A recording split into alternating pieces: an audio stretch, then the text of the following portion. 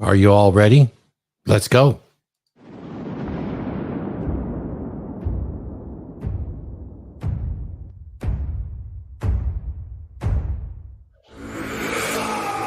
I've got the power of Thor in my hands. Thunderous hammer that will sing across all the land. I've got the power of Thor in my hands. Lightning strikes as a storm through the valleys of death.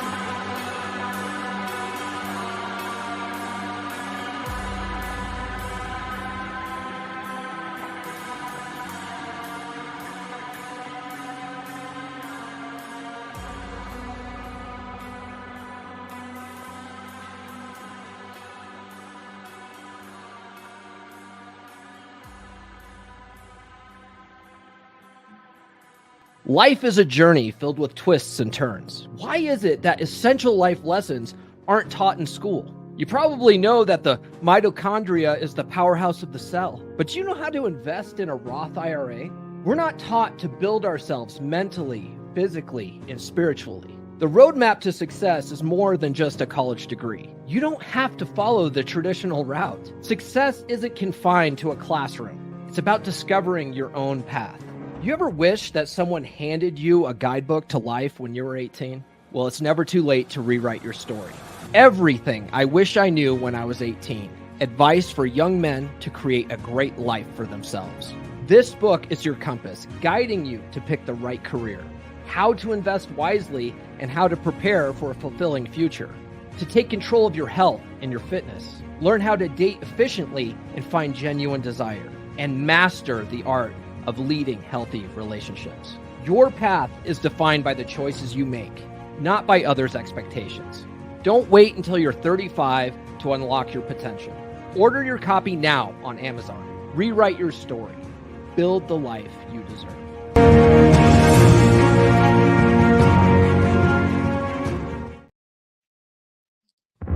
Masculinity is in crisis. What are we to do? We need to acquire a dominant masculine presence.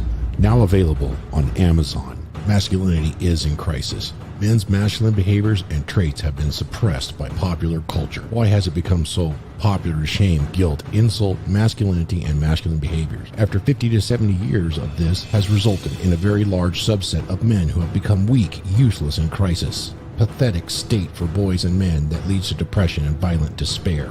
A dominant masculine presence addresses this very dilemma for the individual man, and it firmly establishes why this is what is desperately needed by the individual man today. In this book, clearly defined masculine traits and behaviors and the emotional durability provided by traditional masculinity are presented as a guide to what every man should embed into his identity. Putting these principles and behaviors into practice will motivate and direct your path step to step to create for yourself an authentic, dominant masculine presence.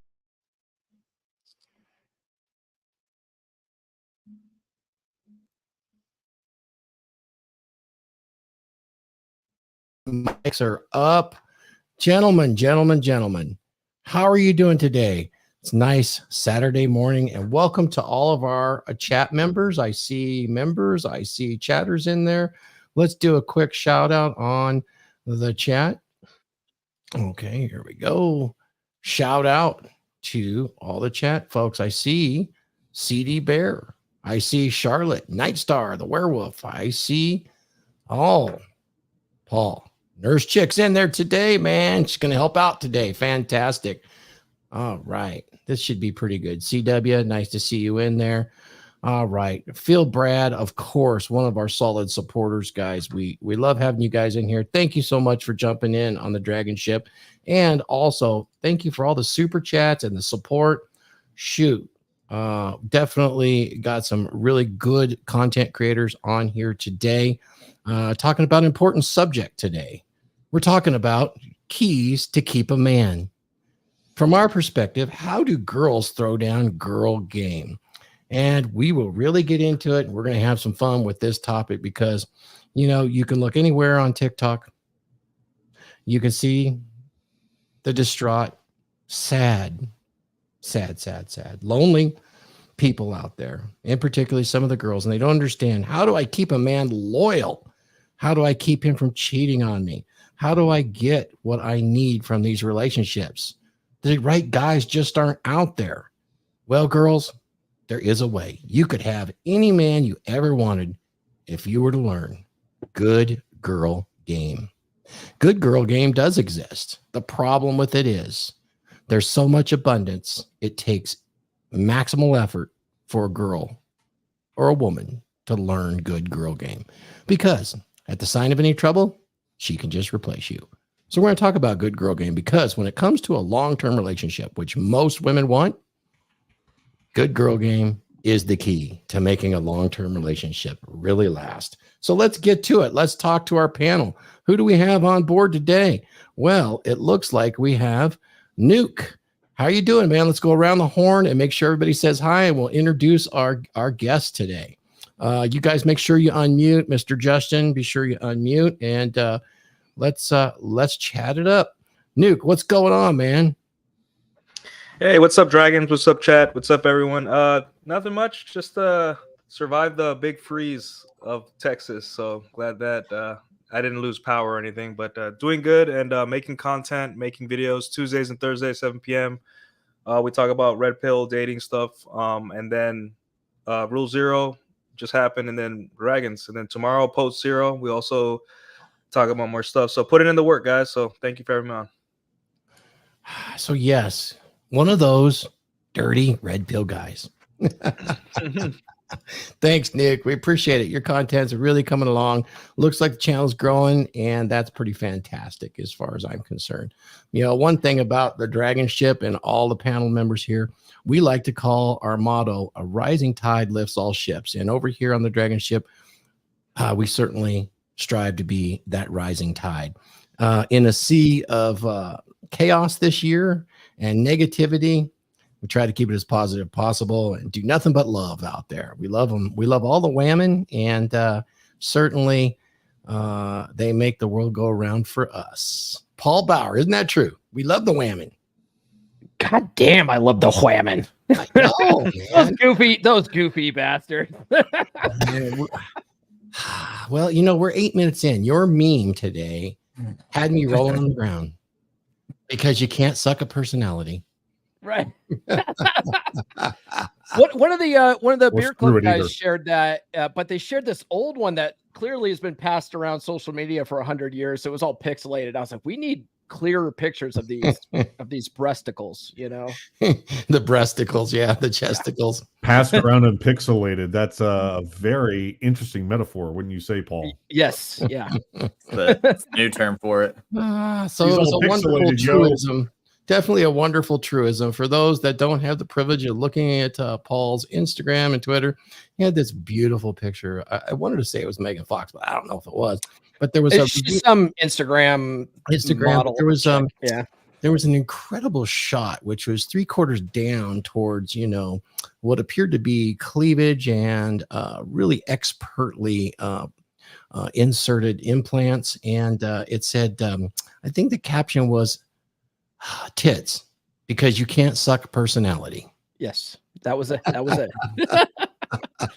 Yeah, if you guys didn't know that, I often post pictures in the morning of like really beautiful chicks, right? And it usually says that look when he has a special edition book, right?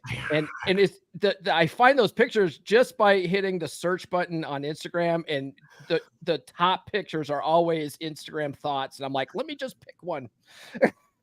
It's the best, dude. I mean, It wakes us all up early in the morning. We sure appreciate that. Yeah, for sure. Mike Steele, all the way out in Las Vegas. How's it doing, brother? Let me hear that beautiful low voice right there. Good morning, Drakars. Thank you for joining us. Oh, damn, I love that. Let me go ahead and say hi to AJ, and then we're going to save some time and talk to our guests. So, AJ, the Detailing Viking, how are you doing? Your channel's coming along. I know you've been broadcasting almost every Sunday, right? Every other Sunday. I was gonna start opening it up to my Tuesdays and Thursdays off. I forgot to do it this week, but Tuesday I will be going live again.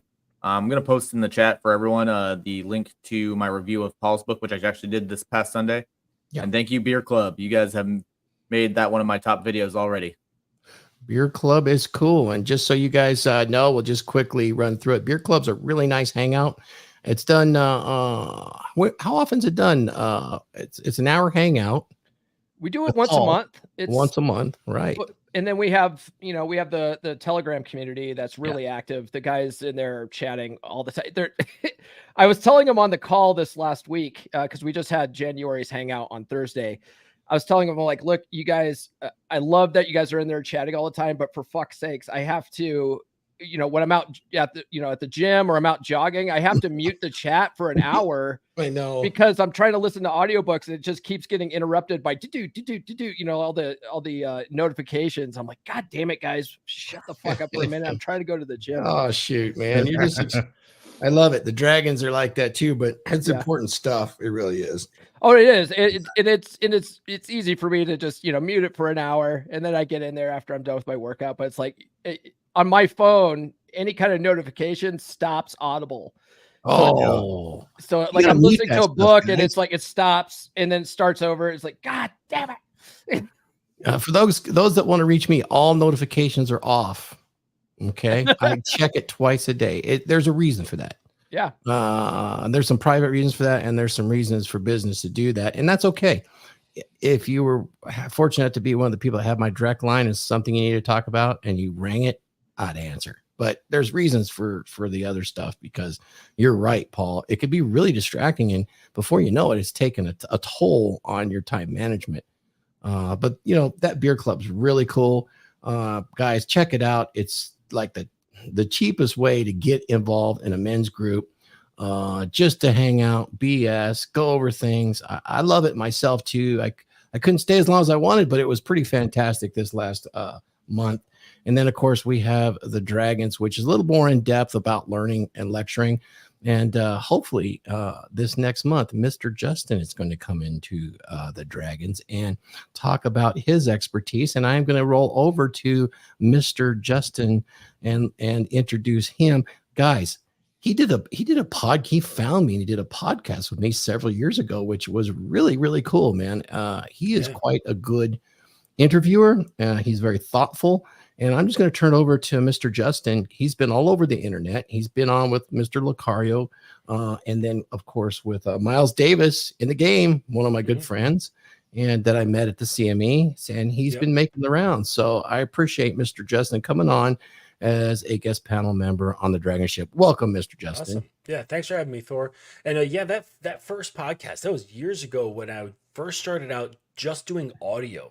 Yeah, because despite how popular YouTube is, audio podcast has vastly more traffic and listeners than YouTube has watchers. It's wild. You wouldn't think that because I'm always just a visual person, but it's wild the numbers that audio podcasts have. It's ridiculous. But I enjoyed the visual, so that's why I switched over. But you don't do the audio anymore? Sorry, you don't do the audio anymore? No. Maybe after having a bunch of shows and things like that, maybe I'll just compile them and just create a library and just auto populate over to an audio. That would probably be the smart thing to do, but not yet. So tell us about your channel and what your background is. So the channel is it's a somewhat recent switch over to BDSM and power dynamics within relationships. And I don't specifically get a whole lot into BDSM because it's still a taboo topic. So I kind of talk about it in a periphery because if we get into, and Thor, you know what I'm talking about. If you get into certain types of language, people are going to freak the fuck out. Right. So you can't really speak on certain things, especially when it comes to, say, topics of learning models, behavior modification, and things of that nature. People will lose their freaking minds. Correct. So I talk about it in general terms and mostly about the self. And so I started off as a dating coach, and I didn't want to do that. I really wanted to just focus on masculinity. But then I was talking to this business mentor, and he's like, dude, you can't sell masculinity. He's like, you got to sell what guys want. And that's either pussy or money. And I'm like, okay. So I bit the bullet and I'm like, okay, I'll teach guys how to get pussy. And I felt like I felt like a heel. It just, I don't know. There's just something corny about it. But I did that for a little while. And then I decided to come out of the closet and I said, you know what? I'm in the BDSM lifestyle. I've been this way for a few years. This is what I want to do, because I realized that when I was working with clients, as we got through the stages of development and now they've become more grounded in themselves, the relationships are going good, and now we start getting into how to change the bedroom. And that's when I really started getting excited. And I'm like, okay, now we can start talking about your woman and what the two of you want to create and the dynamic that you want to have. And now we can get into some nitty gritty. And that's when I really started getting turned on. Mentally, I started getting fired up. And it dawned on me, it's like, man, this is what I want to do. This is what I want to be teaching. So I basically just shifted my whole model over from dating into relationships, and specifically people who are interested in kink and creating power dynamic relationships. That's fantastic. We appreciate you coming and joining us today for sure. And let's get to, let's see, did I cover everybody? Mike, AJ, Justin, everybody got a good introduction? Good. So let's talk a little bit today. We'll go around the horn on what they think about girl game. I mean, that's really the topic. The keys to keeping a man. So, all of us have been around. It seems like the guys that like Nuke, Paul, pretty much every man here can break through that barrier and actually cold approach and speak to a woman. So getting, close to a woman and being able to date a woman is not a problem for the guys here. That's not what this particular episode is about. You can come look at some of the other episodes where we go into social game and all that sort of thing. But we're kind of going to get into what makes a good girl game. So you're already dating a gal. Okay. That's easy. And gals get really frustrated because guys will move in or they'll get close to a gal. They'll start dating the gal. And then there is an out, right? A breakup. Maybe it doesn't work. Maybe it only lasted a month or so. Maybe she held back on the sex and it wasn't worth the wait. Now it's time to go. Whatever it actually is. What happens when the talk happens? And we all know what the talk is, right? What are we? Who are we? Where is this going? And as a guy that's dating, I come from an older generation where dating was to actually go out there, meet, speak to women, and screen them. And when I say screen them, it was to get to know them so that I could judge them as a wife and a mother for my future. This was how I was raised. This is how you did it. And so dating by itself was a non-monogamous activity that was pretty well understood by both the men and the women of my generation. This is what you did when you were dating.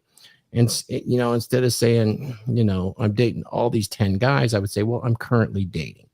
And of course, you could be dating 10 guys, or the guy could be dating 15 women. And there was really no shame about it at the time because you were in this process of mate selection. That was not stated, but it was understood. Is that clear to everybody here? That was kind of the format. I think it's changed today. Yeah, I we're think about it's the very same quick. age, so my understanding is the same. It was Good. just But Good, the thing is that when we were dating, we were also fucking less. That's It true. wasn't, Well, like speak for high yourself. school. It wasn't the way it is now. I mean, like kids are having sex at 13, 14 years old. You know what I'm saying? Oh, okay. It's like, so when I was dating around a bunch of girls at 15, 16 years old, it's like we weren't laying it down the way kids are laying it down now. It's different. Not in the same frequency I at could all. say that too. Yeah. I mean, from the time I was 16 and on, a little knockdown every month happened, but it wasn't, it was part of the testing process, shall I say. It wasn't as recreational as it is today, I would say. Would that be fair to say? Well, I just don't think the volume is the same. Yeah. We're So definitely getting interesting started enough, because I think that in order to screen properly, that's a big component. It's a big component, but yeah, we could get into some of that stuff later. But once we get past that, I noticed that, we can really dive into this. Some of the gals that have been around for a while and they're not finding the men they want. They start doing I'm not following the 3-date rule. He's going to wait and get to know me. And that is an approach to girl game. He's going to get to know me before we ever get intimate. And I think that's actually really bad advice for girls because it squashes desire, genuine desire. If the genuine desire is there, you need to take it to the next level to screen for a future long-term relationship. And I've just seen too much, counseled too many. But at that point where a woman's coming back and asking, what are we?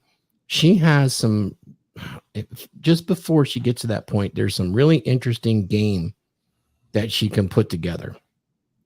And all I can say is, a woman that can express an elegant feminine innocence and really works because she expresses her value and usefulness by being fit, feminine, friendly, and brings peace to a man. And how does she do it?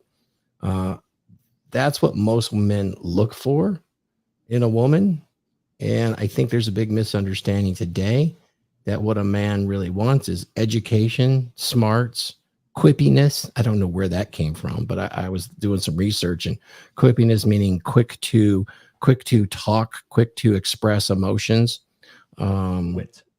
And yeah, but it goes beyond wit, because I want to get into that later, because there is a component of wit that's really bad girl game, and that is you use wit as a weapon. We've all been around those women that really disrespect men and usurp their their power and authority unjustly and unreasonably, and then when called on it by other women or men, I was just joking. That's really contemptuous and potentially a problem. That's bad girl game, I would think. Be a man. Don't be so sensitive. Yeah. And then good girl game, just on the surface, one that is bubbly, happy, smiling, easygoing, happy to see you. And I'm going to use a really bad analogy so it'll stir a lot of people up. You ever have anybody dog owners here? Yeah. Have you guys ever been gone for like 2 days or even one full day? And you walk in that door, what does the dog do? I just picked super up my excited dog to see you today. again. Yeah. Every 12 on hours the after you get floor. home from work. Now, there is an energy that some women exhibit when they have genuine desire that is almost identical. Anybody here have dated a woman, and the next time you see her, she runs across the room, jumps up, wraps her legs around you, and is sitting there bouncing up and down when you're talking. Yeah, Nurse Chick pretty Can't much does that. contain, can't contain that emotion. Just That's a last really night. good girl game, gentlemen. Mhm. You know, so we can get into all of that sort of stuff if you like. I mean, I'll get us started with some questions to ask on bad girl game. And since we have Mr. Glenn Laurence, resident pastor of the Red Pill, from a Christian perspective, I'm going to do a quote here, and then I'll get us into bad girl game, and then we can talk about good girl game. Because a lot of women really fear, how do I keep a man? How do I keep him from cheating on me? This is a big question. That's an easy answer. Well, it can be men are simple, and I completely No, I mean agree it's with the you. most easiest answer. How do you get a guy not cheating on you? Drain his dick daily. We're gonna get there. I was gonna say three things: Seconded. fuck him, feed him, and give him peace. Let me start this out with a quote that I think expresses a lot of modern women's philosophy based on their conditioning. Here's a quote from Mia Khalifa. You guys are all familiar with Mia Khalifa? Unfortunately. Oh yeah, she's an expert on long-term Yeah, relationships, right? I might have seen it on We're all in the $50 past. subscribers. Isn't she the of course, right? cockologist? No, that's Sasha Grey. So Oh, okay, my bad. she said this. This is a quote. Nurse Chick knows what's up. People think marriage is a sacred thing, and it's not. It's a piece of paper. If this person is not helping you grow, then it's time to move on. Mia Khalifa. What the hell does that mean? I mean, I've heard similar aspects kind of broadcast out there by some modern women. And in some respects, she's right. Marriage is a piece of paper. But marriage is a covenant made before a greater power or to each other, that it's a promise that it's much more than just a piece of paper to the individuals involved, whether it's Christian or whether it's a multiple marriage in an Islamic state. There's something that goes with that. And this whole thing about not helping you grow, I think puts an expectation on there that isn't correct. Who's responsible for our growth? The individual. Ourselves. The individual. But It is, isn't it? The man. Is what she's saying, like if they don't help you grow, is that only one way? Yeah, the way she stated it, It's one way, Grow right? how? One way street. So if he doesn't help you grow, right. you got to go, girl. Right. So that's a part of that is a girl game. That's an aspect of girl game that we're seeing today. For sure. We're seeing that today. And so when the girl goes and the guy runs to the Philippines for a better relationship, that kind of irritates them too. Well, that's the thing. I mean, because prior to the 60s, like you described marriage, that was what marriage was. It was a covenant. It was a promise. It was, I'm through, sickness and health, right? No matter what, we're going to stick together, ride or die. Now it's, if it's inconvenient, let's end things. And we have no fault divorce. And it's just like, so what's the point anymore? The institution's gone. Hey, shout out Nurse Chick. I got to put her up there. We'll get to her comment. Like personally, She knows exactly what she's doing. Oh man. I honestly think if you're not if you don't hold like a faith, right, that upholds marriage or that requires marriage for sex, right? Why you get married? If I wasn't a Christian, I would never get married. Now Like, there's wait, no I'm point. gonna push back on that because There are many non-Christians that believe in greater powers or in I cultural power understand, but what I'm saying is like that if do you, get if married. you reject the institution which this faith says it comes from, right? So if you reject the faith or the belief in the faith, then you're just doing a ceremonial thing that you don't even value as the belief. Right. So it's like, why get married? Why don't just cohabitate and just bang out? Okay, Like, but why that's do the not, process? it's not a Christian thing either. No, The I Hindus have it, or- said that's why I said faith. Certain Okay. faiths require it for sex. Not all faiths do Glenn, that. I think what you're saying is having something that creates conviction, and that's what beliefs do, and that's what these structures that create beliefs do. Is they foster a strong conviction towards certain actions, and in religions, in organized religions, marriage happens to be one of those actions. So that's, I think, is what's missing. Not the religious aspect, not the institutional aspect of it. I think what a lot of people lack is conviction. I agree. with that. And I think that has a lot to do with shortening of attention spans, because when you have a long-term type of attention span and you understands that things you want to create take time. But back in the day, if you wanted a chair, you actually had to just like carve it out of wood in a bunch of different pieces and figure out how to put it together, instead of just going to IKEA and ordering it and then it's in your door in 3 days. Okay, so it's that delayed gratification, and I think the whole mindset of delayed gratification and building and working requires conviction. And if you don't have to have that in order to get the things you want in life, then you no longer really need conviction. Well, we got rid of that conviction. As soon as and I'm not trying to ruffle feathers here, but we already knew that marriage was always what? Between a man and a woman. So you had to be a husband, you had to be a man. And in order to be married, you had to have a wife now, right? So as soon as we decided to blur the lines, and we're now they have all these different kind of marriages. You can marry a cheeseburger if you wanted to. Now we have devalued the criteria of marriage. So Hey, man, what's the point? Because I'm in love with beef doesn't mean you can give me shit. All right, for it. so I completely understand that. I think Very much for the so. purpose of this conversation, we can use marriage or a long-term relationship, because I've seen too many long-term relationships without a marriage, or And that's even gonna be better. That's where the girl game really comes into play.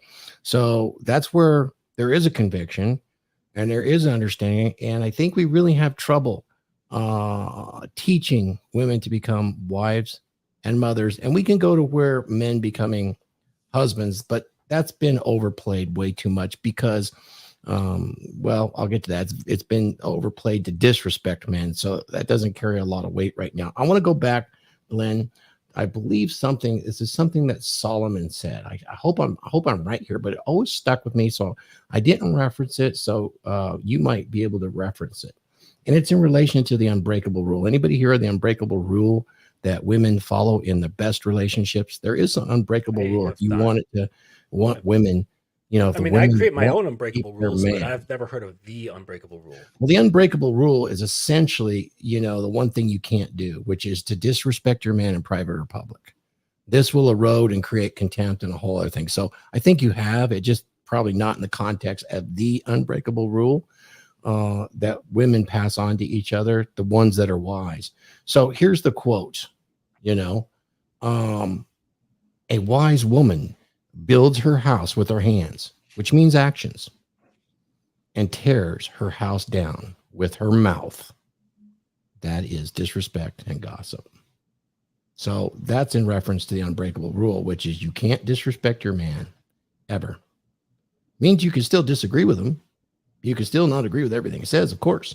You can even say no to what his reasonable request is. But you can't disrespect a man ever if you expect him to lead you in the relationship and keep it solid forever. I mean, you can do a lot of That things to a means- man, but disrespect could never be it. And so ultimately it boils down to this. Don't run your mouth is really good girl game advice. And that's really hard to do. I understand, because you feel too much, because you're taught to feel so much. But in the context of a long-term relationship, sometimes it's just better not to run your mouth, and particularly in public. What do you guys think of what I just threw out there? Yeah, I was going to say. Or Paul, go for it first. We'll just go around table. Or I'm sorry, Let's go from Nuke, and we'll do a round table on what I just put out there as the unbreakable rule. Go ahead, Nuke. So my biggest kind of boundary that I always like explicitly say, because most boundaries, if women is smart and cares, she'll know. But the one I always say, like very early in a relationship, or just a girl that I'm just seeing, is like never embarrass me in public, right? If you want to yell at me, if you want to get something off your chest, we do it behind closed doors in the car, but never in front of, like, at a restaurant, never while we're outside walking. Don't ever embarrass me. And I won't do the same to you. I will never embarrass you, you know? And I think that is really important because there's nothing worse than you sitting at a restaurant or at a family gathering or anything like that, and your girl is just bringing the problems, like a little discussion that you had earlier or the other day, right at that moment. Like the moment when you need her to be the most well-behaved, she does the opposite. And it's just like that's just really a really good reason to leave a woman, is if she doesn't have the emotional discipline to be like, hey, I'm mad at this man. Let me at least let me smile, kiss babies, wave. And then when we're in the house or in the car, I'll tell him how I feel, whether that be me breaking down into tears and crying, or me, maybe raising my voice a little bit. Obviously, I'm going to handle it like a man. I'm going to be like, okay, cool. Yeah, I'm going to be calm regardless, no matter what the situation is. But I think that, to me, that says a lot about a woman that can hold on to those emotions and keep them back at bay until it's time when it's appropriate. Yeah, and unfortunately, today's conditioning teaches the woman to do what a lot of modern women do, where their response to this kind of situation is, boy, you say something stupid, I'm coming at you no matter where we're at. And that is that argumentative style of the need to be right 100% of the time, which is really destructive to a long-term relationship, or even building something that could last through the hard times, because the strength of a long-term relationship is to be so strong when things get rough and things don't go right. It's just a blip. It's like, oh, we got way more than that. Yeah, go ahead. But yeah, at the end of the day, and then I think the number two biggest girl game for me as an individual man is just being in shape, just being hot. Like it or not, we're guys, and we subconsciously forgive and work harder for women that are hotter. Obviously, game teaches you to teach all women the same. But if a girl's hot and going into the gym, that says a lot of things. That means you're disciplined, meaning that stuff's probably going to bleed over to the rest of your life. You're going to show up to stuff on time, or at least within 30 minutes, right? You're going to do your chores. Like, I'm sure everyone's met a girl who has a really messy bathroom, and you're just like, no thanks. So a lot of women focus so much on being lovable that they forget to be likable. Right. Yep. They worry so much. And that's a Patrice O'Neill quote. Like, they worry so much about the love and the fantasies and the marriage and the bonds of love, that they don't think like, hey, I have a guy over, let me clean up my bathroom. Or, hey, I'm out in public, I'm mad at him, but let me just wait until we're in private and we'll discuss this issue. That's being likable. That means, hey, I like being around this person. But relationships aren't only built on love. They're built on pragmatism. They're built on, hey, I'm easygoing and I enjoy being around this person. They enjoy being around me. That's pretty much most of girl game, is being likable, as a person.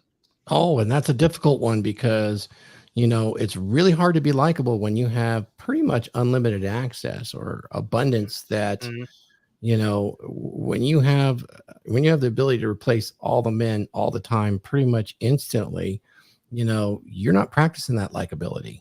So yeah, that's a really good one, man. I appreciate that. That's yeah, and that's why we say in the red pill, like, the relationship is her problem, because she has the leverage to leave at any moment, because she has even the most attractive men on earth, an average woman will still have more options than them, so they can leave at any time. So we say, hey, I'm going to keep living my life and going after my purpose. I would like to have you on my team and on my program. But there's only two types of women. There's women that are on my program and everyone else. Like, right. If you want to be here, act like you want to be here. And trust me, there are benefits to the Nuke program or the Paul program or the Glenn program. There are lots of benefits. But if you don't want them, that's fine. But you're not going to get the benefits if you're not putting in the work. And part of the work is just not just being a joy Not to being be a around. And bitch. that's it. Yeah, exactly. Not being a bitch. That's and That's a a lot of big women part of it. Yeah. yeah, a lot of women struggle with that because, obviously women listen to their friends. Women that are friends with divorced women have a 160% chance of divorcing, higher than the average woman that's not friends with divorced women. And that's a stat a lot of people overlook. And I'm like, hey, that's pretty big. And also you have like social media, you have female rappers, you have all these things that where women get together, especially online, and just say, they'll see a loving woman that's cooking for her husband and having a family, and they'll be like, wow, she's a slave. Like, no, I don't know. She looks pretty happy to me. But ultimately, I think one of the other thing, the biggest things a girl game is to really defer to your husband, no matter how much you hate That's it. a big one. Like, your husband wants the relationship to work. He has a lot to lose. Your girlfriends have nothing to lose if you're single again. Your husband has everything. He wants it to work, right? Obviously, there are husbands that are losers, but like for the most part, you can ask your husband, hey, am I being a bitch? He'll probably say in a very nice way if he loves you, hey baby, you kind of go off, this is what you do, and I don't call it out all the time because we're in front of your friends, but yes, you are doing this, but just know that I love, like, he'll say it because he loves you. Your friends couldn't care less about your relationship, but he does. So yeah, defer to your husband or your boyfriend. Deference. Yeah, deference is really good. Hey, I want to bring up Elena. Elena's Bar Fitness, very good friend of the channels. She's a member of several of our channels, guys. Just a real quick reminder, all of you guys in the chat, we love you all. Money Mitch, everybody, Christianity Unplugged. Appreciate if you guys want to do some questions. Super chats always help us out. Thank you so much. We're really funded, and we do all of this and keep our, we keep our channels going because of you guys. Now, here's what Elena says, and I wanted to bring this up because I want to get Paul's thoughts on this. Love is correction. Women were taught to hate correction. Let me push back, because when it comes to correction, have any of you guys been around other men and women, and the man is speaking, he's talking about something in general, and maybe he misspeaks. Maybe he says Thursday instead of Friday, or maybe he says the wrong English, and the woman immediately jumps up and corrects him and his language in front of all of their friends. Do you think that's good girl game? No. Well, I think it depends on. I think it depends on the. I think it depends on the context and how she does it, right? Because if I'm in a group of people and there's chicks next to me, she never talks anyway. But let's say she did, and we and I say something, I misspeak, right? And I say something's Thursday and it's actually Friday, and she goes, "Oh, that's okay, hun, it's actually Friday." Like, yeah. I would appreciate that. Oh, thank you. Actually, I don't want to give out the wrong information. Well, that's how she would do it. She would do it in a respectful manner, not like, you're an idiot. It's Friday, dummy. Like, she would never do that. There's definitely some tact involved in how she does it. What if she corrects you in such a manner? I was really pushing towards the language part of it, where she's correcting your English. Instead of you saying that, she could go, Paul, you know that it's Friday. Why did you say Thursday? Oh, like condescending. Yeah. See, that's insufferability right there. What talking about here in correction, she's talking about, let's say she does a woman doing something incorrect or does something bad, disrespectful, and you hold her accountable. You're telling her, hey, I don't appreciate this. Women don't like correction.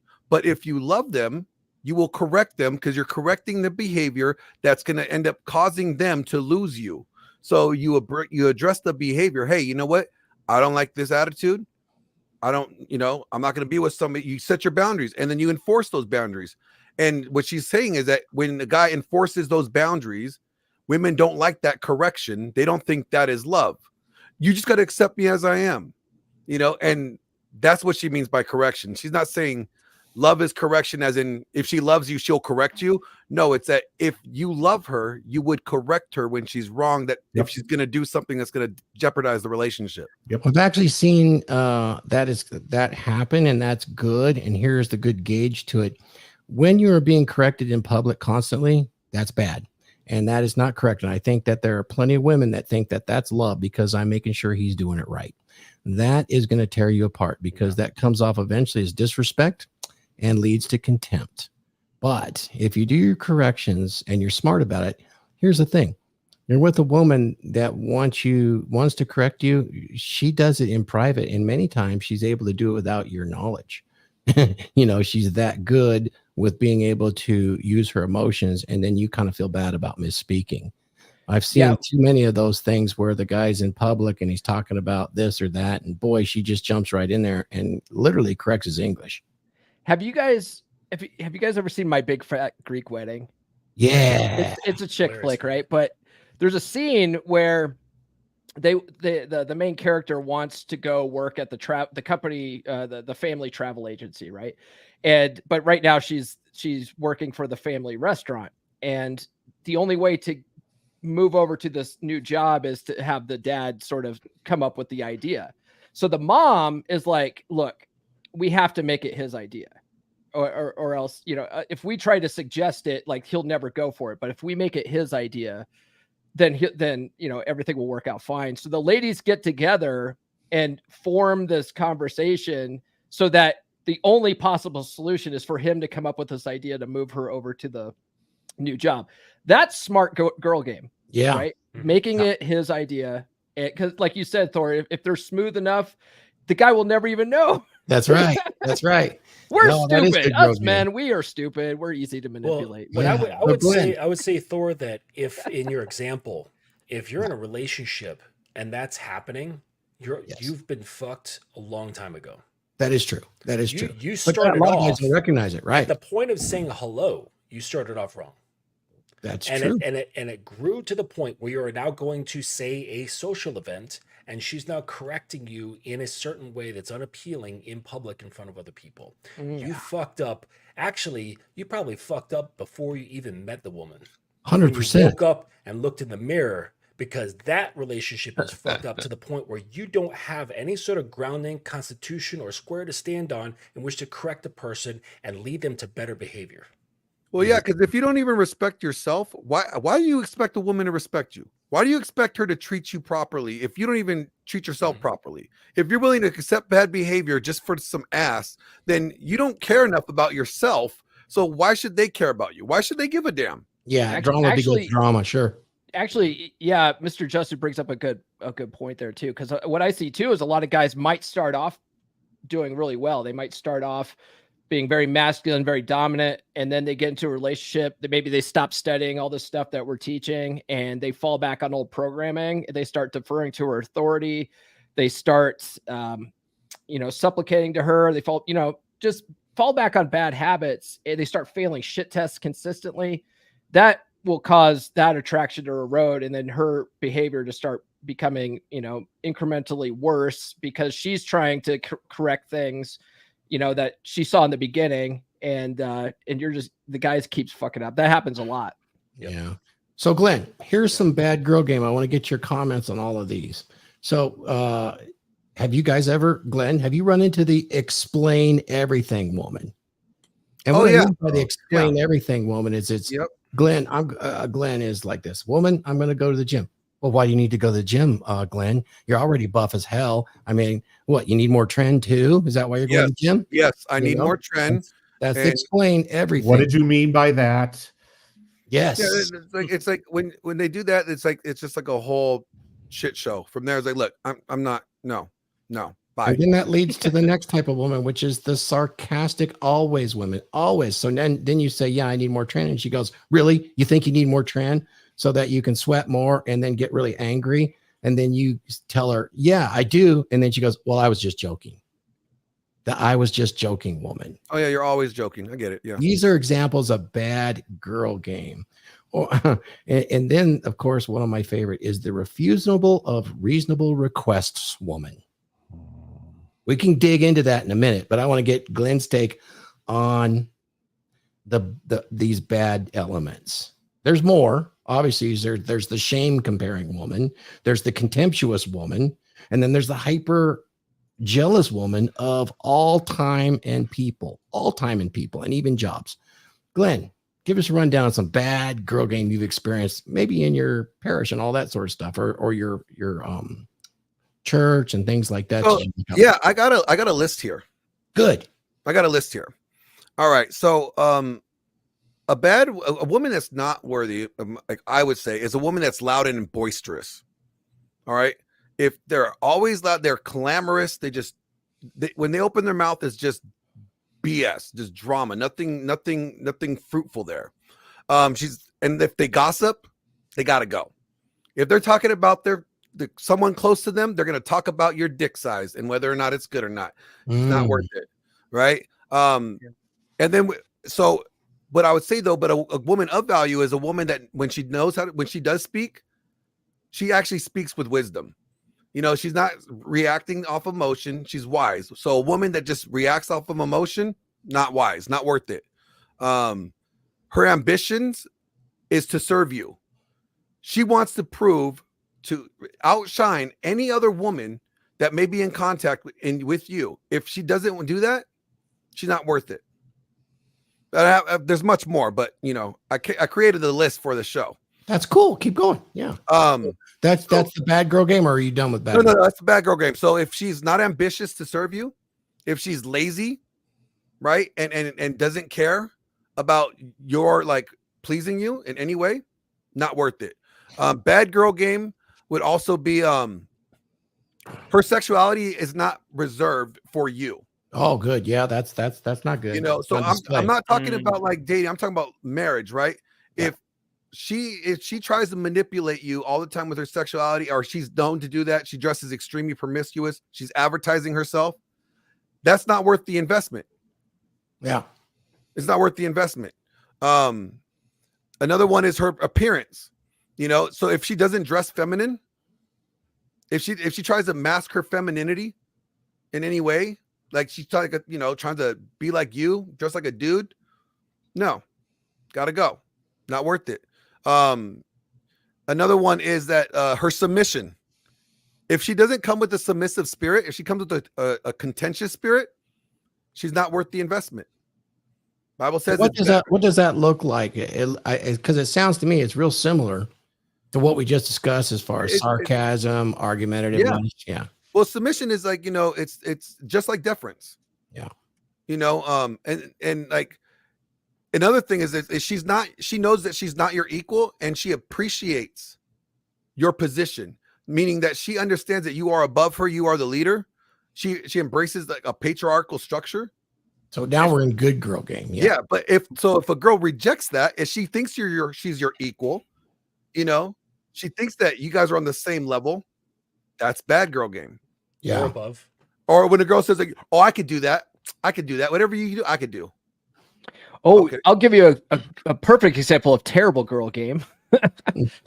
my ex-wife, whenever there was a problem that we'd run into in the house, right? Like it didn't matter what it was. It could be, you know, there's a hole in the wall and I gotta go patch it, right?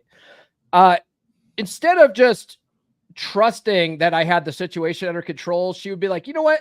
Let me call my mom. You know what? Let me call my dad and see what they recommend. And I'm like, I got it. Don't worry about it. You know, that kind of shit is terrible girl game.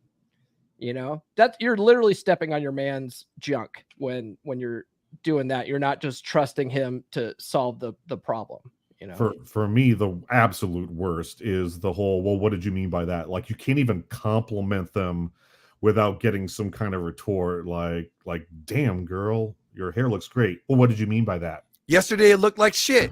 Today it looks good. You explain everything, girl.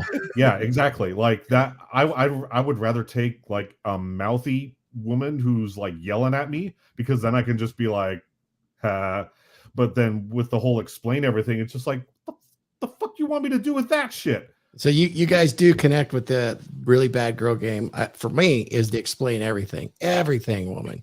That's going to put you in a situation where you need to go and do something with the boys, but then you need to check in with her. That's before I need to ask my wife real quick, guys. Yep. That's the explaining thing. Has anyone ever experienced the girl that wants to be the mommy girlfriend, that like as soon as you walk in through the door, she's like smothering you and it's just like, what's wrong? You're just like, give me 15 minutes. Just a rough day at work. Let me that's like that one. I'd say the one that I on my good girl game list. Yeah. I'd be like old fashioned now. We're like that bad girl game that hit me the most is the best way to describe it's like you go a couple hours without texting them, like, what are you doing? Why aren't you texting me? You love me? Like that's probably the word. Clinging. Bad girl game, yeah. That's like why aren't you responding? I was asleep. You can train girls pretty good with that though, you know. Yeah. Spacing out your replies and just being indifferent, you know, well, it's I was busy. You know? With my last LTR, which you guys have all heard about her, it'd be like I'd be at work and I'd go a few hours without like texting her, and she'd be like, "Who are you talking to?" Like that style of bad girl game. Yeah, just Granted, she's talking to another dude while I'm at fucking work, and she's in my I would house. treat that like a shit test. I'd be like talking with one of my Well, other I'm girls. cheating, Why? so he What's the must be problem? cheating too. Yes. Yeah. yes. I just personally I don't like mommy girlfriends that are like try to like Mother you? feed you granola. Yeah, like Yeah. feed you granola or like change your diet. Kind of like Dolores from Everybody Loves Raymond.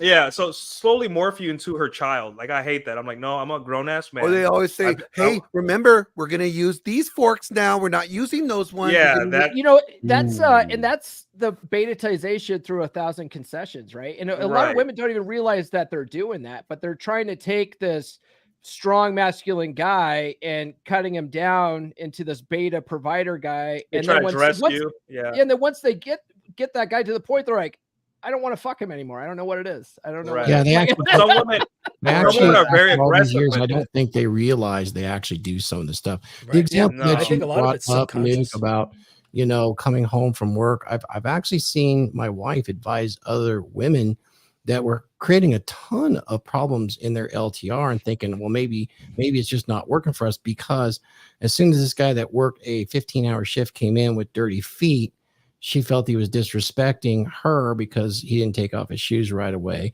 and then wanted to tell him about everything that happened to her during the day. Wanted to talk about the kids, wanted to talk about the dogs, wanted to talk about what they said on Facebook, who was doing this, who was doing that, right after he survived a day at a dangerous job. And so I think women don't even realize that give a man 15 minutes apiece. You don't have to get him anything. As soon as he gets in that door, we'll go that kind of girl game. You just created peace for him with 15 He will minutes. come to you. Now will the, come to the you. problem is that a lot of guys, actually too many guys, take what they think as common knowledge, and Yeah. they assume that she should know this. Yeah, it's not This common is- sense for women. This is incorrect. Agreed. What you need to do is instruct. Yes. And that is the one and only thing on my list of good girl game. Are you teachable? If you're not, I don't care if your pussy's made out of diamonds. You're useless to me if you are unteachable. Now, Justin, what So, would you so agree just that- just hang on a second about the getting home thing, because that's like really important. Yeah. I was working with a guy and was like pulling teeth with this dude because he had a terrible relationship with himself. See, it always goes back to the self of what he wants. He couldn't just express, what do I want when I get home from work? And then it took like 15, 20 minutes to like get this out of him, because he was so like ashamed that he wanted something of his wife. Okay. A lot of guys feel and then we selfish. mapped it out. And I said, okay, let's make this clear. And then he wrote it out, said, all right, that's perfect. And it wasn't crazy demanding. It wasn't like, I don't want you to do jumping jacks with bright sneakers on that have lights flashing on them while you're smashing cymbals over your head singing, songs. It was just something normal. And then I said, okay, now take this to your wife and say, this is what I expect when I get home from work. Because she also has a job, but she works up from home. And so he'd get home and he'd see his wife, who he's very much loves and is attracted to, but her feet kicked up, wearing sweatpants on the couch, thumbing through social media. And he's like, that's not what I want. And I said, well, what do you want? He's like, I want to feel like someone's excited that I'm home. Okay, Investment. great. Now you instruct her on what to do. And if she doesn't do it, then you enact certain countermeasures. Either she gets punished, or she gets corrected, or she gets axed. I love Because enact countermeasure. what's the point in having somebody who doesn't want to follow what you want? There's no point at all. I love Yeah, and a lot of guys That's on my list too. they feel selfish for wanting these things. It's like, dude, you have to be a little selfish. Actually, chicks kind of want you to be a little selfish, and they can't read your mind. To your point, Mr. Justin, they can't read your mind. Like, they don't necessarily know these things, so it's okay to tell them. It actually brings more peace to them, because when there's more uncertainty to a woman's mind that naturally goes in hyperdrive in multiple directions all the time, if there's something concrete that they've been told, it at least gives that area in life a little bit more stability. So it's like, oh, I know what he wants. I know what to expect of him. It's not this mystery of like, what does he want? What does he care about? What is he thinking? Because he's not saying anything, which is most guys. Okay. But if you're directing, say, look, this is what I want. Boom, boom, boom, boom, boom, every single day of the week or whatever, on a schedule or whatever it may be, then it relieves her actually of stress by having this structure. Well, yeah, because you're Yeah. setting a boundary. You're setting an Yeah. expectation. You're giving her guidelines. You Mhm. know, I think where guys screw up, what we tend to do is I think the best thing that guys could do is give women the tools that they need to be the best spouse or wife or girlfriend for you. Yeah. If you don't give them those tools, if you don't tell them what you desire, what you need from them, or what you expect from your girlfriend or wife, then you kind of just let them kind of figure it out. They're gonna fuck it up. And sometimes literally, if the oven is broken, you can't expect your woman to be cooking for you if the damn oven is broken. Fix that damn oven. You're the man, fix it. Thanks, Rusty Fuel, for the $1.99 super chat. She is trying to make a man in her own image. Okay. Thank you. She needs comfort, so she's trying to make you into a comfort only. She wants an alpha with the side of beta, not a beta with the side of alpha. So She wants you, yeah. So other women don't want you. Yeah, so you have to fight the urge. So when she says you're going to the gym today, you just be like, yeah. Or you're going to go hang out with your friends today? Yeah, I'm going to do the things that make me an attractive man because that's who you fell in love with, not the comfort side. The comfort side came when you did the things to keep me. It's not me. It's the things I do for you don't make you hot for me.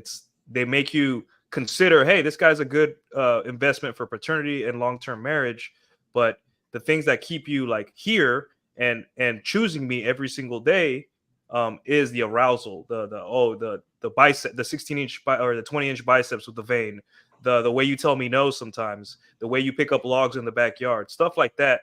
That's the kind of stuff that keeps women there, not the comfort stuff like buying you things and taking you out to dinner, which is important, right? But so many guys focus on that instead of like hey, tell her no sometimes. If she's like, hey, we're doing this weekend, you're like, I'm tired. Because the no can't be bought. The best thing you can do Yeah. is tell your woman no. Yeah. So, Mr. Justin, you talked Yeah. about a woman being teachable. I have a Yeah. really big one. I have two types in there that I talk about when I did my LTR stuff. One of them was, is she influenceable or is she the influencer? And I separate that into in the relationship and outside of the relationship when it comes to friends and family. Mhm. And then there's another type of woman with bad girl game. And I know you guys will have fun with this one. The interrupter. Have you guys run into the interrupter type of woman? You can't even get two sentences out, and she's already assumed the content of your language and inserted it into her own thoughts and then continues to finish the sentence for you, even though it's 100% wrong. And she will do that in public as well. I know guys who do that. I do too. But anyway, in context of the woman, that's very, very frustrating, disrespectful. Yeah. And I noticed that almost all of them don't even pick up on that. And well, they can't pick up on it if you're not correcting them. That's So correct. And I'm saying, so if you guys ever done any sort of research into behavioral psychology, and reward systems, positive and negative reinforcement, therapeutic, forget what it's called, but you must address these things immediately, okay? Because it sets a certain like tone in the mind. So, like for example, if say I tell my daughter, okay, if you make your bed every morning, you'll get $1. Okay. And so let's say in the morning she made her bed and she didn't get her $1. I forgot to give it to her or something like that. Then she gets home from school, she makes a snack in the kitchen and she makes a fucking mess. Then I walk in and I see her go, oh, I just remembered I owe you $1 for making your bed. Now, did she get a positive reinforcement? No, she got positive reinforcement for negative behavior, which was leaving a mess in the kitchen because the timing was off. So this applies also for corrective measures. So the very second you see something that is undesirable or unfitting for what you have got going on, you must address it and correct it immediately. And not only just saying, because I realized I had to take this a little like a step further. My guys I was assuming too much. They would say, all right, baby, you're not allowed to talk to me that way. Or I don't like it when you XYZ, when you interrupt in this example. Instead, you have to add that and then include what you do expect to hear verbatim. Yeah. And you should tell her how to feel about it. Don't say it this way. I want you to say just like this. And then you end it with, do you understand? And if there's any sort of pushback on any of that, you can now decide that this person is unteachable, is not that interested in you, and you can just go about your day and go your separate ways. Yeah, And that and can remember, be the case for any timeline. remember too, guys, she might cry. She might, the emotions might come out, and that's normal. It's okay. Don't be afraid of your woman's emotions, right? She is an emotional person. Never be afraid of your woman's emotion. If she raises her voice to you, you are stoic. Like I said what I said, this is what it is. That doesn't mean be a mean or an asshole. It just means, have frame and say she's gonna be like crying. She's not used to a man. Most men are chumps, so most men don't stand up to the women and set boundaries like you're doing. So this is a painful process, but it's love. It's like, this is how you show love to women. It's not showering them with gifts. It's protecting the relationship from herself. So a lot of guys say, just to finish my point, like a lot of guys say, I found the unicorn. No, you didn't find a unicorn. You found a girl that got dumped by a guy who had boundaries. So she knows what some good boundaries already are, because the guy she dated before you was like, no. So that's the best thing you could do for a woman, even if you're not going to be with her forever. It's to set boundaries, because that's how you teach women over a long period of time. So maybe when she does find a guy, she'll be like, I got to do these things because those I know what boundaries are and I know how men set them. So yeah, boundaries and assertive communication does create respect at the end of the day, and a woman can't love a guy that she doesn't respect. So that's why I think that's really what it comes down to, is it creates that respect. And guys, a lot of guys in this space are like, well, how do I demand respect? Like, well, you don't. You earn respect, and that's why we call it the unbreakable rule. Yeah. And that's part of the way of earning respect too. Go ahead, Mr. I just wanted to include with what I was saying, because some people might take it that you must have this hard line all the time. And if you've done any sort of research into Skinner or any other like behavioral psychologist, B.F. Skinner, yep, yeah, operant conditioning, yep, correct. Like with operant conditioning, and we're always like, this isn't some narcissistic like crazy stuff. It's just becoming aware of something that's actually happening in all of our lives on multiple levels everywhere. Yep. We're all working within operant conditioning all the time. Okay, so it's just you're becoming aware of it and then making use of it. So what you'll get more with positive reinforcement than you do with corrective and negative reinforcement. So you'll get more proper behavior out of a woman with understanding her triggers and understanding what's like a reward system, and then guiding through to creating opportunities to earn that reward system versus a spanking and a scolding.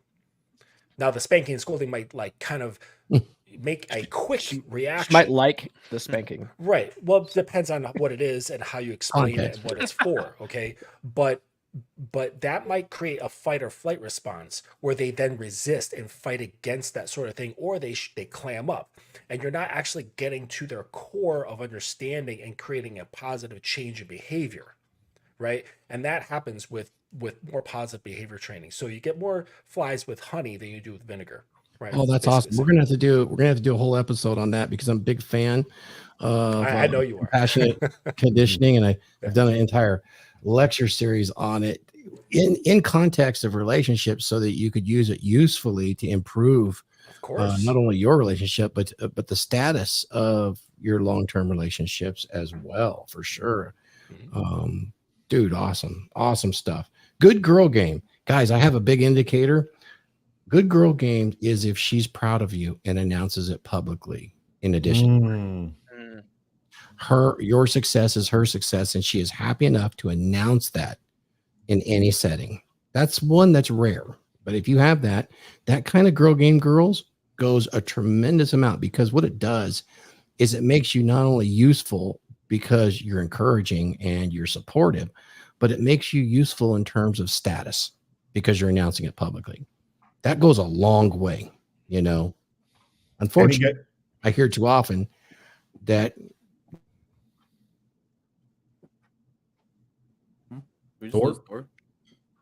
Thor just froze. Thor, wake up. The Matrix got him. Yeah. Hopefully his internet kicks back on. This happened to me the other night. I was interviewing Daverick Lyles for Black Ice Reality Check, and all of a sudden, like everything just cut out about 47 minutes in. I was gonna say what Thor was talking about there is kind of like the flip side of what he was bringing up with Mia Khalifa.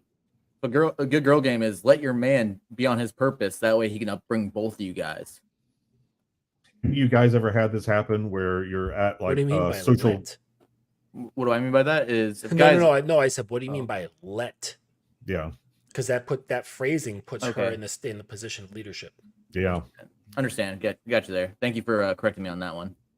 And you guys ever had this happen where you're at like a social outing get together with your woman and she's off talking with a group of gals and you separate for like 10-15 minutes, you're chatting up some dudes, you come over to her and you like come up behind her, you put your hand on her back, and then you see all the women around your woman, their faces light up, and then she says, "We were just talking about you," and they all kind of look at you like they want a piece of that meat.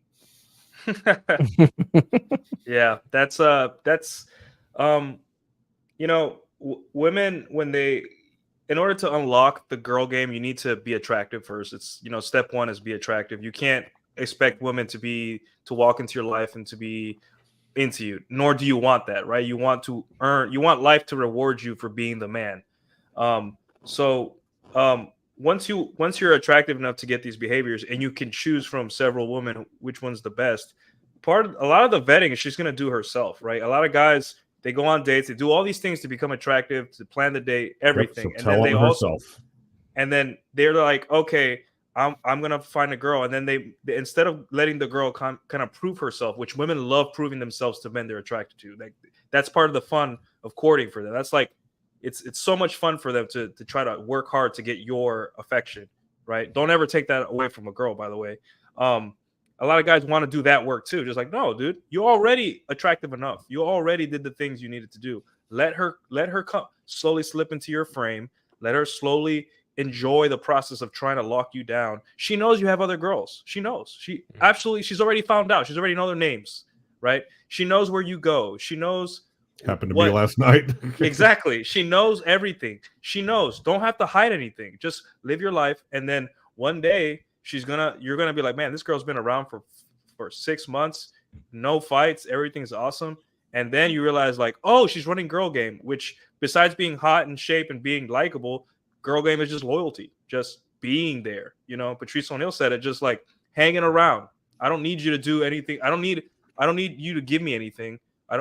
There was a big discussion on Twitter the other day where a girl, or like, I think it was me or someone else, said, guys, we don't really care about gifts from women. They're nice, you know, we don't expect them though. Yeah. What's nice to us, like on a day like Christmas or our birthday, is that you're there, that you're standing next to us and you have feminine energy and you love us. That's all we need as men. We're really that simple. But there's women that are like, no, I need to get him something. How do I get a gift for a man? I'm just like, we're literally telling you, hundreds of men are telling you that all we want is for you to be pleasant and next to it. Just be there. That's all we need besides the other basic stuff. So yeah.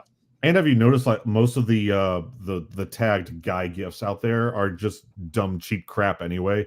Like, oh, I'm gonna get him a miniature whiskey barrel so he can age his own whiskey, and then you never use it because it's a piece of shit. Ladies, if you want to give your guy a gift, just give him like a never endless blowjob. You don't even got to spend money on him. Steak and BJ there. Steak and BJ there. Filet mignon with a blowjob. Well, if the blowjob doesn't end at some point, she's not doing it very well. You know what I mean?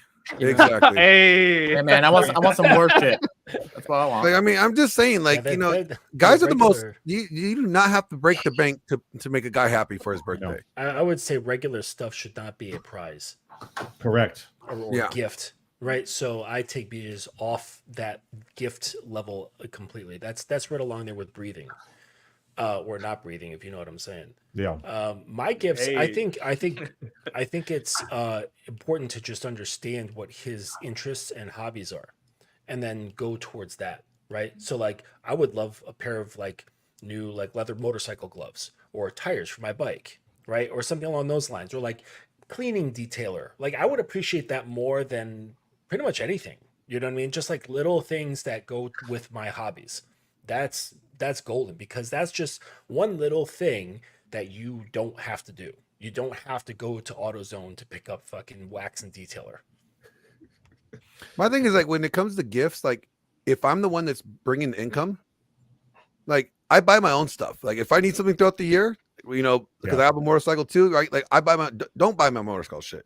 Just don't fuck up my piece. Like just do what you can do whatever you want. Just don't fuck up my piece. You can give me because I know girls that have literally talked themselves out of dick.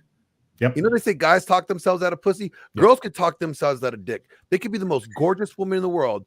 As soon as she starts being disrespectful, it's just like, you know. Look at TikTok. Oh, well, Look at TikTok. Glenn, when I was dating, I always start from the position that they already have. You're already out of the park. You have to work your way in to get close to that position. And so I challenge a lot of young guys who are like got into dating, don't ask any questions. Because you'll be able to see how much her interest lies if you just give instructions and make statements. Ask no questions. You know, because honestly, guys don't really care about any of the questions they ask anyways. They don't care. They're not going to remember it anyways. 100% lies, all of them, right? So just give instructions and make statements. And through that, you'll see how interested she is to campaigning to get on your dick. Yep.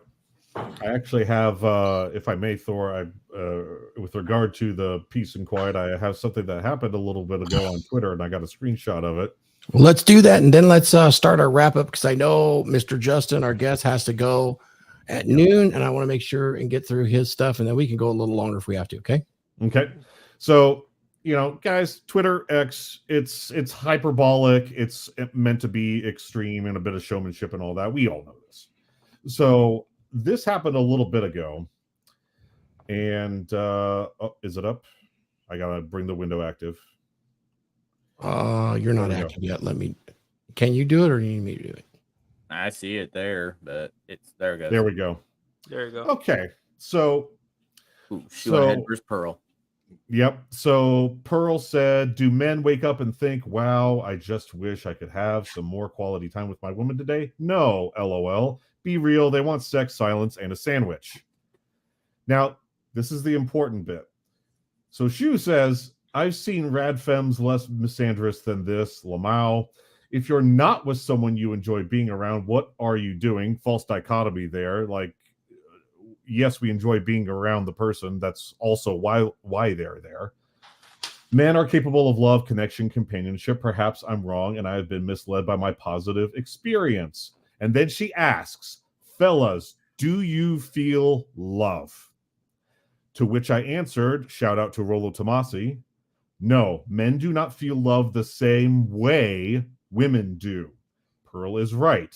We want money, sex, food, and peace and quiet. Any man who tells you otherwise is just trying to sleep with you. One of these three ladies did not like that response. And yeah, she blocked me too. It's like the Patrice O'Neal joke. You guys remember that Patrice O'Neal joke? That's like one of his best jokes, where he says, it's called like "Ain't That Better," where he's like watching TV, and his girl comes in the room, and she's like, "What are you doing?" And he's like, "I'm watching some baseball." And she comes in, and is like, "Why is it so dark in here?" And opens the blinds, and he's like, "Whoa, it's so bright." He's like, "What are you eating?" "I'm eating a burger." "Let me make you a salad instead." It takes the burger and gives him like bird food salad. And then he's like, "Yeah, why is it so hot in here? Let me turn the air conditioning. Now, she's doing all these things out of love, but he's becoming more and more uncomfortable the more she loves him. And it's just like that's how men feel. Like I said, like, we love women, right? But being a man is tough, and love for men is taxing on us sometimes, right? We don't like, for women, a relationship is an act of love. Like, I'm just in love, but for us, it's like we got to protect her. We got to protect her from herself. I got to protect her from me, and me from her. I got a human being I have to worry about, because that's how we see women. We were protectors, right? Especially if we love them. So it's a lot for us to have, and we have a lot to lose if they leave, especially if we're married. So it's a lot to have a woman in our life. Despite all that, we want to make it work. But in order to make it work, you need to meet us halfway, or at least somewhere along that line. Because if not, I'm gonna be miserable, and you're gonna be sort of miserable. And I'm not gonna be able to be the best man I can be if you're like constantly with these little theories that you saw on TikTok about how to love a man, instead of going straight to me and being like, "Hey, Nuke, what is your favorite food? And I can be like, oh, well, I like this. Okay, well, on Fridays, I'll make you that after a long week. And I'm like, oh, okay, cool. You didn't go to TikTok to ask 30 single women how to make me happy. You went to me. That's insane. Thank you. And that's all girl game is, deferring to your man. Your man will tell you, trust me. I would say start with instruction instead of waiting for her to ask, what is your favorite meal? You say, this is my favorite meal. I'd like you to learn how to cook it like X. If she says, I don't know how to do that, you then create a time to go out to a restaurant where they're preparing it. And so, like, say you went to a restaurant and you found the meal that you love and you love the way they make it there. And you say, okay, we're going to go to this restaurant. We're going to order this meal and you're going to see what it tastes like. And we're going to sit here and talk about it, and you're going to learn, at least from your experience of this, how to recreate it. Then on every Friday, this is what I expect to be made. Instead of waiting for her to ask, honey, what's your favorite thing? Because that may never happen. Right. So if this is something that you desire, if one of your desires is, I would really love my woman to cook my favorite meal at least once a week, you must instruct her exactly what it is and when you want to see it. Yeah. I completely agree with you. And so we're getting close to the top of the hour. I would like to go ahead and do a roundtable wrap. Let me put this in order and we will just go. Let me get just like this set up so I can get Justin up there, and we will do our roundtable, final thoughts, and where we can find you, all of that goodness. Okay. So Justin, you're up. Cool, man. Well, final thoughts is, I appreciate being on the show. This was a lot of fun. Glenn, it was good seeing you again, buddy. And of course, Thor, it was good, seeing you again. And, it's been a while since we talked. So, and everybody else, is good meeting you as well. The topic I think is good. I think as far as girl game goes, I think that a lot of it can be instructed. So, because every guy from his end of what he thinks would be best for him, it's not up to her to try to figure that out. It's much easier if you just tell her, and you just tell her what's going on. If she follows it, great. That is good game, is being a good student. And then from being a good student, learning to be a proactive student. So now not only are you following instructions, you're now looking 3 corners ahead of what you can do better, or how you can make things easier, or what's more productive. So that's what I would say about the, good girl game. Thank you. Where can we find you and what you got going? Tell us a little bit about your Dominance Academy. Yeah. So, like I mentioned before, I used to be a dating coach, and I moved on to relationships and power exchanges and power dynamics within the BDSM lifestyle. This has been going on for the last short few years. And the website that I just kind of put together recently, it's thedominanceacademy.com. And I think we can put a link in the chat. And through that, there's different tiers. So it's set up like a university. So there's like junior, sophomore, freshman, sophomore, junior, senior, and then the master's program. And each one is like a video membership. And so every month there's going to be new videos uploaded to a already sizable database. And once people get into the junior and senior levels, then they have access to things that are more DS and power dynamic involved, where there's like worksheets, there's documents, there's things to read over, there's audio clips, and it's a little bit more immersive. And then the master's program is the direct one-on-one coaching with me that lasts up to a year or more. And it's incredibly immersive. And it's basically like a reformatting of a guy's internal hard drive. So that's for the guys who are just like, they're total simps in the relationship. They can see that it's crumbling right in front of their feet, and they don't know what to do about it. And the polarity is all fucked up, and they just want to create like a whole new system. So there's that. And then on the website, if you scroll all the way down, you can see that there's call options, where if you don't want to do the monthly video membership thing, you can just get calls with me, and there's little packages and shit like that involved. Man, that's fantastic. I look forward to seeing you on the next Dragons meeting as well, Mr. Justin. Yeah. Keep in touch with me about when that happens, and things on the back end. Will do. AJ, you're up, brother. Final thoughts. What's going on here? No, I think we went over everything pretty well on girl game, what's good and what's bad. Final thoughts. So this past Sunday, I just did a live stream a book review of Paul's book. Like I said, Beer Club gave me some awesome views on that one. And then Paul was lurking in my shorts, asking some questions and giving me a hard time. So I made a little quick short video on washing the other side of your vehicle, especially after we had this little ice in Dallas area. Other things going on. So Tuesday night, I'll be doing a review, or not a review, but a live stream of my thoughts on the last 2 years of being single, dating, what to look out for on like the apps and stuff, and like celebrating the 1 year of alcohol free. And other things working in the background is Vince from Masculine Geek is working on something that he's invited me to. I'm not going to talk much about that until it goes live. Nice. Thank you, AJ. We appreciate you, Mr. Mike Steele. Thank you very much, Thor, for inviting me again today. Guys, join We're the going to Beer get you Club. hosting real soon, by the way. Yes, I'm looking forward to that. It's going to be a very interesting topic that is not really talked about a whole lot in the Red Pill space. So keep an eye out for it, guys.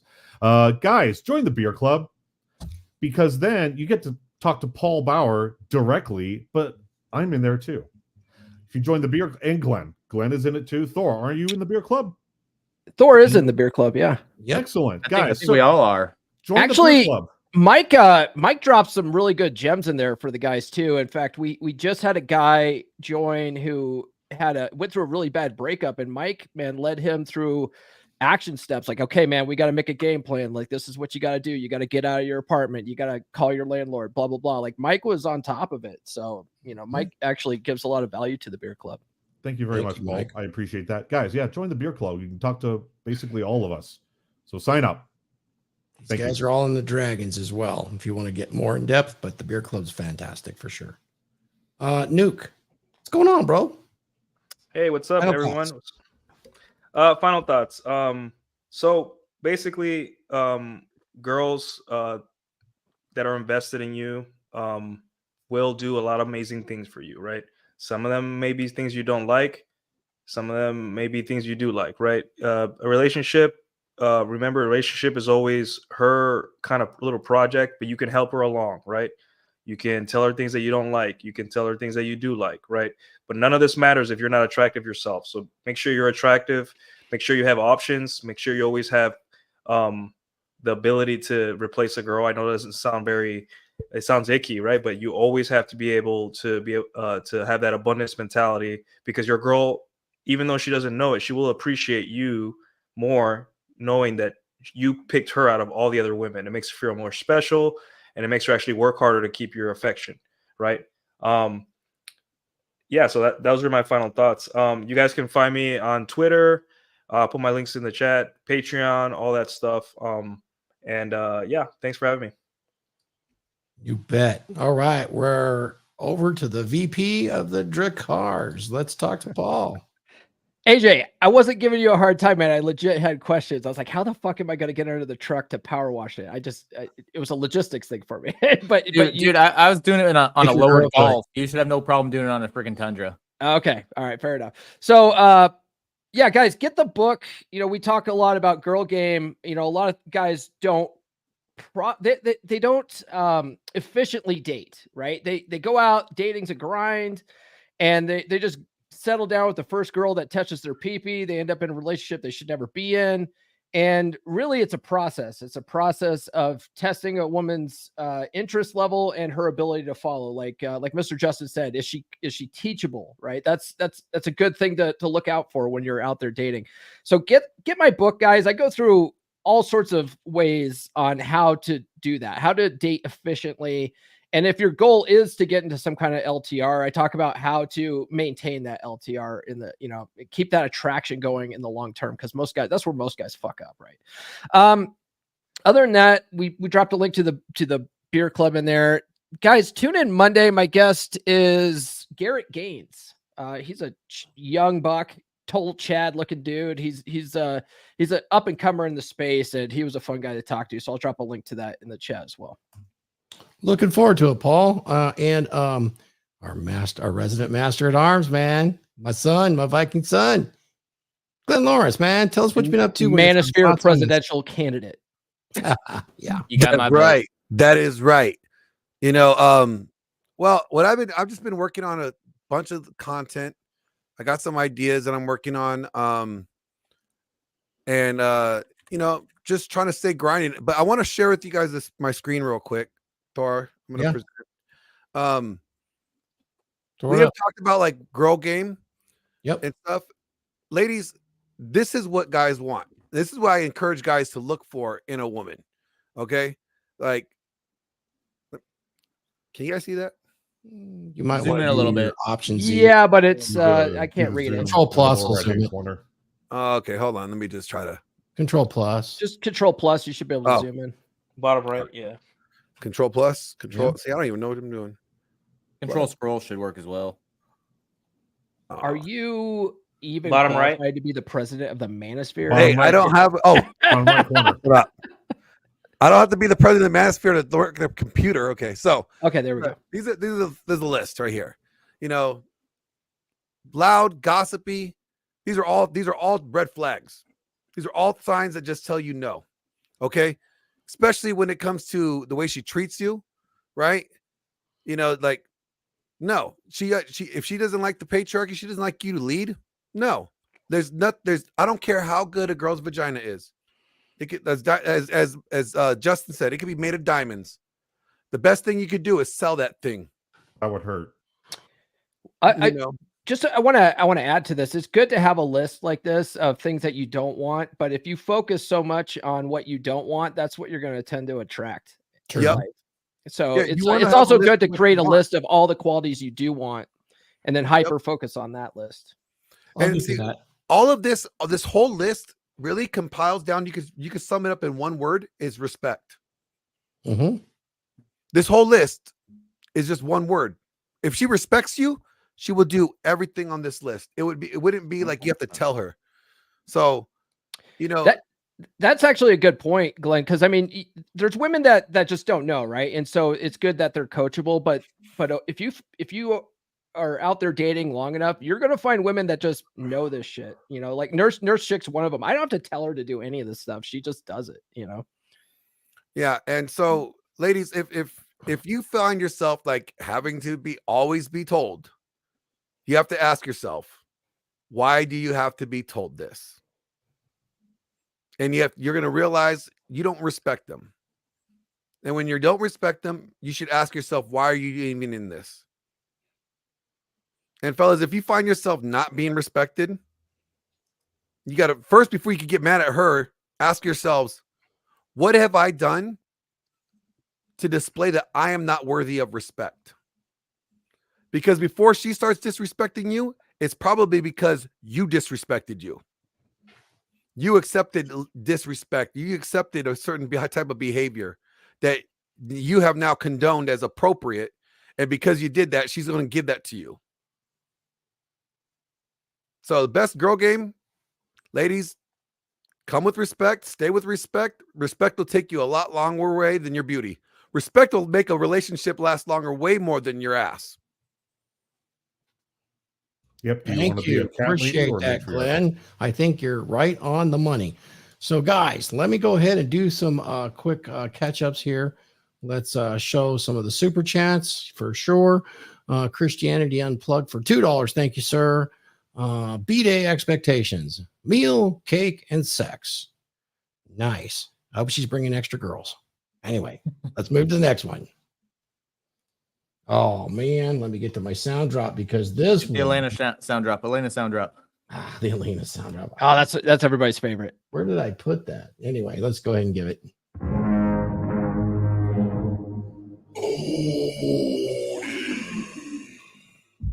Shame this horse. Yes. Yes. Shame these whores. Danny Arnold just wanted to contribute a little something to the cookie jar. Skull. 304s. I don't judge. Hey, congratulations to Danny. I just made him my first admin on my channel today. Very good, very good, very good. Danny's a good man. Guys, I want to talk about something here as far as girl game is concerned. There's a couple of really important ones, and then there's universals. I like what Justin said. I like what everybody said about respect, what Justin said about teaching. Of course, conditioning is important, and girl game can be conditioned. But there are things, if you're the woman listening to this, I'm going to make it a lot easier. You do need a list before you start becoming engaged and tight. You need to provide certain things. Number one, for you to get the long-term relationship you want is you must be useful to your man and to the relationship. Think about that one. Write that one down. The second one is when you're already in an LTR, look, give the dog a bone. The dog will be really good and he'll stay on the porch, but you're going to have to give him a bone 2 or 3 times a week. And it better be absolutely wild, creative, and wonderful sex. And then you'll keep that big dog on the porch. That's another one. The second one is these are real simple. It's straightforward. We talk about good girl game. It's affection, be fit, friendly. These are these expectations. Like Justin said, these are the expectations. Feeling. When I say feeling, it means sympathy too. Sympathy to his plight. Realize his struggle is going to be, he's going to idealize that relationship. Men love that way. And when they do, it's very intense and it can be very good for you. So have some sympathy. Polite and pleasant. It's a big deal, not just to him, but to everybody. Be peaceful, accommodating, agreeable, have conscientiousness. That's bigger than you think. Nurturing, cooperative, and deference for your man and elders that are more experienced, men or women. Etiquette and decorum must be practiced. Be trustworthy, respectful, right there for Glenn. Promptness and timeliness is a way to show that respect. Compassionate and passion for your man and compassion for others. Being responsible for your own actions. That means taking accountability, and that's hard to do because of the societal conditioning that's given to women. Use your intuition. Be intuitive. That's real sexy to men, to have that feminine intuition. And that's not the feminine intuition to accuse him of stuff, but that feminine intuition to know when he has maybe a physical need and you just provide it instead of avoid it. That's not good. Make sure you do not have a sexless relationship. And once a week is sexless. Understanding, bring some understanding. Girls, you're really good at nesting. Bring a good nest. Keep your house right. Keep it organized. Decorate it. You guys love that anyway. Eagerness. I don't know how to express this, but the eagerness that I talked about when you come home and your dog's eager, have some eagerness. It doesn't cost you anything, and it will help your psyche in the long run. And that is coupled with enthusiasm. You don't have to muster much, but enthusiasm is really important. Another one, a little bit of naivety or inquisitiveness, kind of like childlike curiosity. Men love that, and it strengthens that long-term relationship bond, believe it or not, because a man wants to be the teacher. And if you have that childlike curiosity, he wants to lead, he wants to teach. It's part of his nature to do so, particularly around his family and his woman, his mate. And that really helps. Broadcasting some innocence. Men love that. They want a woman that's kind of innocent. They really do. Now, you've all heard, a saint in the streets, but a sinner in the sheets. That's good. It's good advice. Self-care. Keep yourself up. Keep yourself fit. Don't smell. Keep your teeth right. Keep your hair right. Do this at all times. Believe it or not, this is something that men really appreciate and they don't vocalize much. Modesty. Modesty is a little bit different. It's not humility, but modesty is, you can show some skin, but don't advertise, also in how you act around other men. Hope you're not a big flirt. Hope you're not advertising. That's not what this is. Elegance is coupled right with modesty. And if you don't know elegance, look around. There's plenty of women that can teach you elegance and men that can. Elegance is a big deal. Restrained sexuality. Restrained sexuality, believe it or not, is really important to men for a long-term relationship. Being able to self-validate instead of seeking external validation. Congruence with your behavior, of course. Social awareness, that's really appreciated, particularly from women because they're more socially aware than men. And this is very useful. Back to the useful expectation. Active listening skills and a willingness to take on reasonable requests from your man. That's a big deal. Goes right along with openness and a good nature. Put those together and you have an elegant feminine innocence that men will kill for, and you will have a lot of success with that kind of girl game in a long-term relationship. Use just a few of these and you can get any man you want. Demonstrate it. Don't explicate it. And that's kind of all I have today, guys. I'm going to take you out with something a little different today. You know, just a few weeks ago, I was on Fresh and Fit. And we talked about becoming a power lineman, and my lecture on becoming a power lineman has flying off the shelves. I mean, I really did well selling the lecture, and I'm going to take you out with the advertisement for that lecture. If you want to earn up to $300K a year, and you're looking for a new career, and you don't know how to become a power lineman, I mean, this is what power linemen do. And they maintain the lines that keeps the grid on in these storms like we're having in this winter.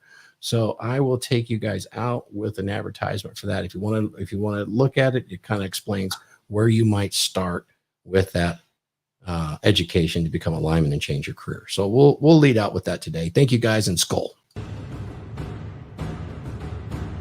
Are you interested in becoming a power lineman? Then look no further. Come to Become Durable, RP Thor's exclusive website, where you can become durable and learn how to gain a power lineman career. Scroll down past the mastery of oneself, creating a dominant masculine excellence, and look at the courseware that's available to you on becomedurable.com.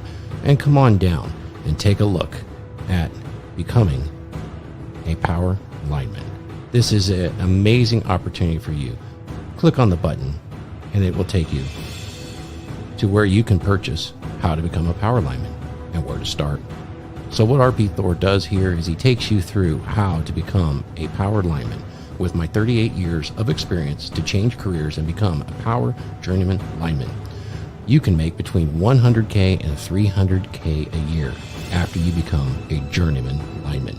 Now, this is a huge opportunity. This 1 hour lecture will actually give you all of the links and the references needed so that you can start to pre-certify to find the fastest path to become accepted as a power lineman. Do you have what it is that it takes to become a power lineman? Can you get up early? Can you stay late? Can you work hard? Can you work smarter and work harder? Then you need to come and take a look at becoming a power lineman. I show you exactly where to start. And what's even more important than that is that only a few men will actually be able to do this exciting career. And I want you to do it. And the reason I want you to do it is because at least you'll know whether this is something for you or not.